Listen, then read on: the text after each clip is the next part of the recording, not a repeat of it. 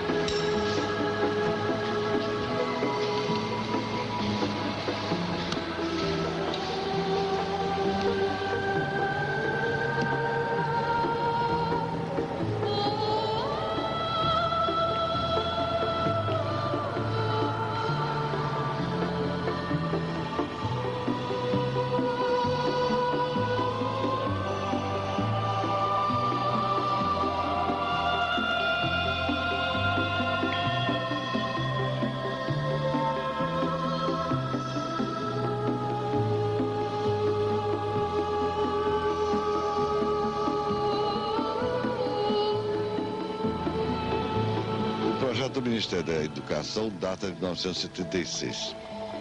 A sua construção, iniciada no ano seguinte, foi lenta. Em 1944 já estava praticamente concluído, mas só foi inaugurado em 1945. Se considerarmos, portanto, como referência sua concepção, já tem mais de meio século. Mas apesar da marca da época, não perdeu, nem perderá jamais, a força e carga expressiva que lhe são inerentes.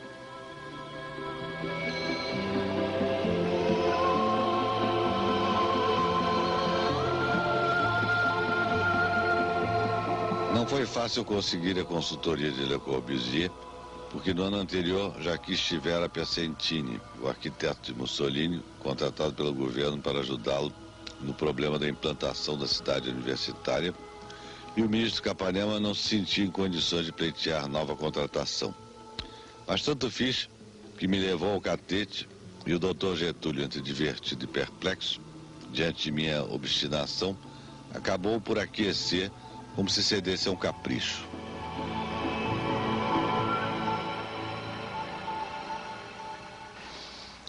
Esse edifício, além da sua qualidade arquitetônica, do que ele representa para a nossa arquitetura contemporânea, né?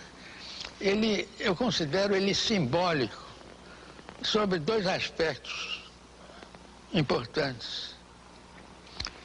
O primeiro é que ele mostra como o gênio nativo pode se antecipar em empreendimentos que brotam em outros países mais desenvolvidos. E o segundo é que esse prédio, ele foi construído lentamente num período em que o mundo estava em guerra. Toda a tecnologia de ponta do mundo estava voltada para a destruição. Com o início da guerra, os contactos eventuais com Le Corbusier se interromperam de todo.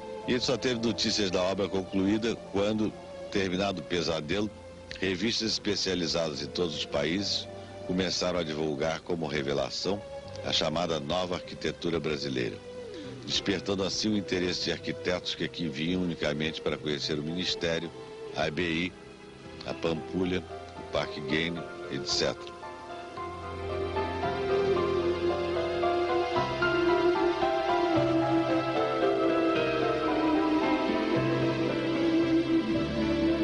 Enquanto daqui partiam grupos de estudantes para a Europa que faziam palestras sobre o assunto.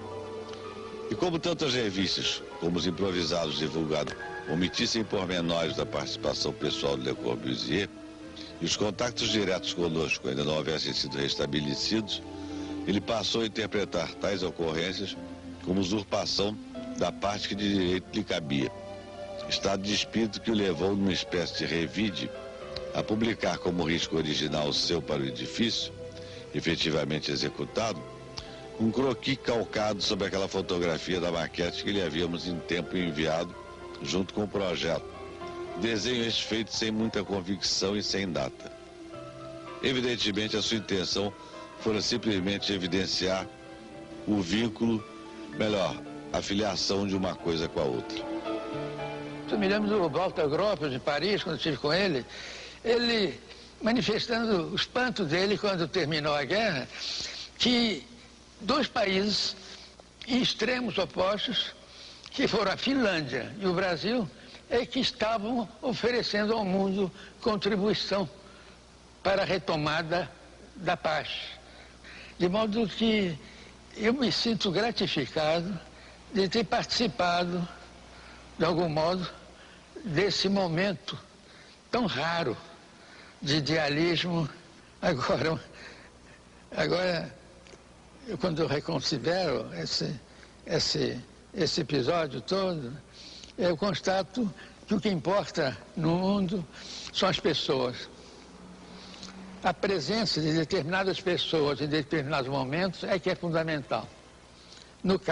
Neste caso, primeiro foi a minha presença. A minha presença na reforma da escola, que fracassou e que se realizou na construção, 5 anos depois, deste prédio. A presença de um ministro como Capanema, que ficou tão absorvido e tão impregnado da generosidade dos arquitetos e do empenho deles, da paixão com que estavam fazendo a obra, que ele foi contagiante. E graças a ele, se não fosse o ministro Capanema, isso não teria sido realizado, absolutamente, né? De modo que a presença de determinadas pessoas, e depois o Oscar. A presença do Oscar, quer dizer, a presença do Oscar foi fundamental, porque era um criador que estava incubado, compreende? O fato de eu ter incluído quase que assim, a última hora, no grupo que ia cuidar do ministério, o fato, depois de eu ter levado a Nova York para fazer o pavilhão, numa época, em 1938, que em Nova York não havia nenhum edifício feito com essas fachadas envidraçadas, essa curtain wall, né? O mur rideau, esse pont de verre, e que o Ministério já estava botando em prática esse tipo de arquitetura. E em Nova York não havia nenhum em 1938. Isso que vocês hoje consideram arquitetura americana. Os americanos vieram depois. Os europeus iniciaram, nós consolidamos com a construção desse prédio, aqui, longe, na América do Sul, lá-bas, e os americanos vieram depois. Seja como for, porém, a verdade é que, depois daquelas 4 semanas de 1936, não houve mais qualquer interferência de Le Corbusier, que só veio a conhecer o edifício já pronto, poucos anos antes de sua morte, quando aqui retornou para projetar a Embaixada da França em Brasília. Assim, as marchas e contramarchas, os obstáculos, as contrariedades, tudo valeu a pena. Mesmo a difícil deliberação de me afastar quando senti que já perdi o poder de decisão. A minha última intervenção, já no final da obra, depois do ostracismo que me impusera, foi quanto à cor dos peitoris da fachada norte, que o Oscar pretendia azuis como as lâminas do quebra-sol. Juntos descemos pela Avenida Graça Aranha, a fim de ajuizar a distância, e me pareceu melhor fazê-las cinza, conforme infelizmente ficaram. Para aqui. Eles querem que a gente veja lá, fique olhando para o quebra-sol. Mas é isso, o tempo correu. E nós estamos aqui mobilizados. Mas eu não consigo mais muito lá para ter essa ideia que tudo está acabando muito nítido, certo?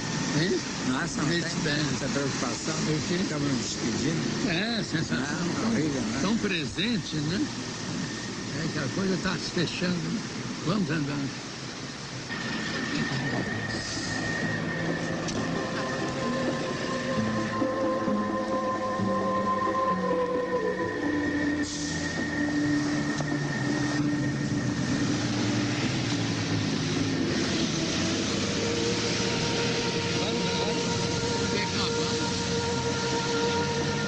De modo que foi uma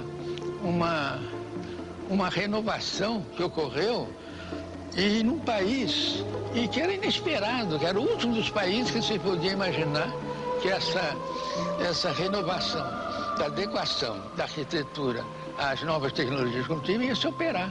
E foi o que aconteceu, graças a essa fé e essa generosidade e essa paixão que é tipicamente brasileira.